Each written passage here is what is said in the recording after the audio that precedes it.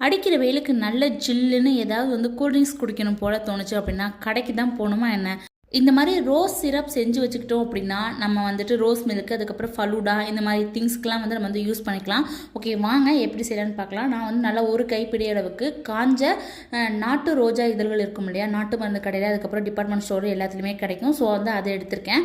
அது கூட வந்து நல்லா வந்து சுடுதண்ணி வந்து முழுகிற அளவுக்கு ஆட் பண்ணிவிட்டு ஒரு மணி நேரம் கிட்ட நல்லா வந்து ஊற வச்சு எடுத்து வச்சுருக்கேன். பார்த்தீங்கன்னா நல்ல எசன்ஸ் எல்லாமே ரொம்ப சூப்பராக இறங்கி வந்திருக்கும். அதுக்கப்புறம் அடுப்பில் வச்சு நல்லா வந்து கொதிஞ்சதுக்கு அப்புறம் ஒரு 100 கிராம் அளவுக்கு வந்து ஒயிட் சுகர் ஆட் பண்ணி நல்லா வந்து நம்ம வந்து கலந்து எடுத்துக்கலாம். இதில் வந்து பாகுபதம் கம்பி பதம்லாம் இல்லை, ஓரளவுக்கு நல்லா வந்து திக்காக வரணும். ஸோ அந்தளவுக்கு வந்து வந்ததுக்கப்புறம் அடுப்பு ஆஃப் பண்ணிவிட்டு ஒரு 1/4 லெமன் மட்டும் புழிஞ்சு விட்டு நல்லா ஆறுனதுக்கப்புறம் இந்த மாதிரி ஒரு ஏர் டைட்டான பாட்டிலில் ஸ்டோர் பண்ணோம் அப்படின்னா 6 மந்த்ஸ் வரை கெடாமல் இருக்கும். அது நான் எந்த கலரும் ப்ரிசர்வேட்டிவ்ஸுமே ஆட் பண்ணலை. ஆனாலும் பாருங்கள் எந்த அளவுக்கு கலர் வந்து கடையில் கிடைக்கிற மாதிரி எவ்வளோ பர்ஃபெக்டாக கிடச்சிருக்கு அப்படி சொல்லிட்டு. ஸோ